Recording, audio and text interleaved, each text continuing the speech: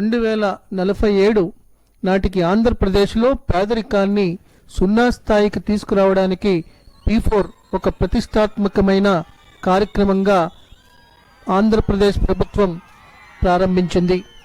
దీనిని ఈరోజు నూజివీడు నియోజకవర్గంలో అగిరిపల్లిలో ఆంధ్రప్రదేశ్ ముఖ్యమంత్రి నారా చంద్రబాబు నాయుడు ప్రారంభించారు.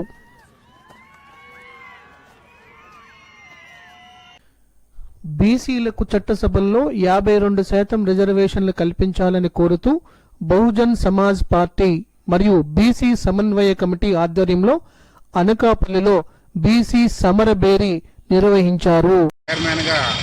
రామచంద్రరావు మిత్రులందరూ కూడా నర్సీపట్నం నుంచి మిత్రులు వచ్చారు, మరి హరిబాబు గారు వచ్చారు. అందరూ బీసీ సంఘ నాయకులందరూ కూడా సహకరించారు.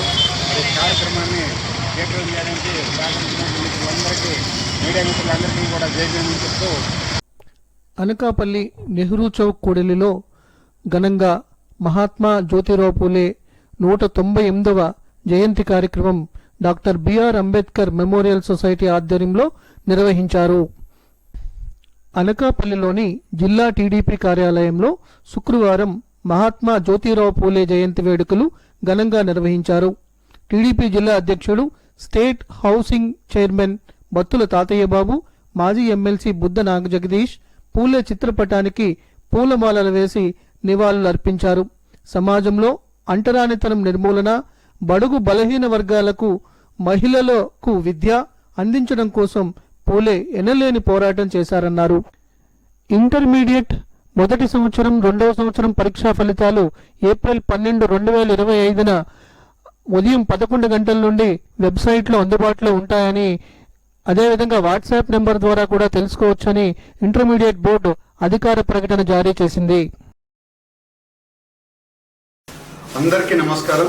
ఏలూరు ప్రజలు అందరూ కూడా నిన్న బర్త్డే సెలబ్రేషన్స్ పెద్ద ఎత్తున చేశారు. ప్రతి గ్రామాల నుంచి, మండలాల నుంచి, అలాగే పట్టణాలలో, అలాగే ప్రతి ఒక్కరూ నా బర్త్డే సెలబ్రేషన్ చేసినందుకు ప్రతి ఒక్కరికి పేరు పేరున నా ధన్యవాదాలు. ఆంధ్రప్రదేశ్ మంగళగిరి నియోజకవర్గంలో 3200 కుటుంబాలకి ఉచితంగా ఇంటి పట్టాలు అనుకున్న ప్రకారం అందజేశామని చెప్పి నారా లోకేష్ తెలియజేశారు. ఆనాడు నేను మీ దగ్గరికి వచ్చినప్పుడు మీరందరూ ఒకటే కోరారు. దశాబ్దాలుగా మేము నివసిస్తున్న ప్రాంతం ఇది. మా తల్లిదండ్రుల దగ్గర నుంచి ఇక్కడనే ఉంటున్నారు. మాకు ఇక్కడనే ఈ ఇంటికే మీరు పట్టా ఇవ్వండి, శాశ్వత హక్కు వచ్చే విధంగా చేయండి అని ఆనాడు మీరు నన్ను కోరారు. నేను ఆనాడే చెప్పా. మొదటి సంవత్సరంలోనే ఒక విడత నేను చేస్తాను. రెండోది ఎండోమెంటు, ఇంకో పక్కన మనకు వచ్చేగల రైల్వే భూమిలో ఇంకొక సంవత్సరం పడుతుందని ఆనాడే చెప్పా. అటవీ శాఖ భూములు వచ్చే అటవీ, అదేవిధంగా కాల్వ కానివ్వండి, కొండ పోరంబోకు కానీ అది కొంచెం టైం పడుతుందని ఆనాడే చెప్పా. అంటే ఇచ్చిన హామీ నిలబెట్టుకునేదానికి ఈరోజు మీ లోకేష్ మీ ముందర నిలబడుతున్నారు.